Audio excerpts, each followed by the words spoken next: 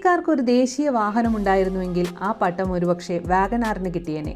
കാരണം 1999 പുറത്തിറങ്ങിയ ഈ വണ്ടി ഇപ്പോഴും ചൂടപ്പം പോലെയാണ് വിറ്റുപോകുന്നത്. ഹാച്ച്ബാക്ക് വിഭാഗത്തിലെ മറ്റു വണ്ടികളെ അപേക്ഷിച്ച് ബജറ്റ് ഫ്രണ്ട്ലി, ഫാമിലി കാർ തുടങ്ങി നിരവധി വിശേഷണങ്ങൾ സ്വന്തമാക്കിയിട്ടുള്ള വാഗനാർ ഇപ്പോൾ പുതിയൊരു മാറ്റവുമായി രംഗത്തെത്തിയിരിക്കുകയാണ്.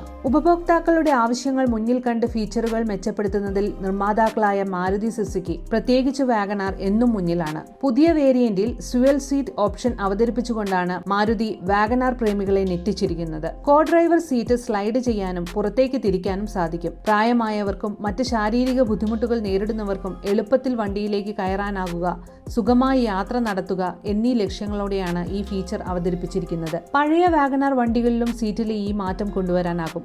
11 നഗരങ്ങളിലാണ് പരീക്ഷണാടിസ്ഥാനത്തിൽ ആദ്യം ഈ വണ്ടികൾ പുറത്തിറക്കുക. ഉപഭോക്താക്കളുടെ പ്രതികരണം അനുസരിച്ച് കൂടുതൽ നഗരങ്ങളിലേക്ക് വിപുലപ്പെടുത്തും. ബംഗളൂരു ആസ്ഥാനമായ ട്രൂ അസിസ്റ്റ് എന്ന സ്റ്റാർട്ടപ്പുമായി ചേർന്നാണ് മാരുതി സുസുക്കി ഈ പ്രൊജക്ട് നടപ്പിലാക്കുന്നത്.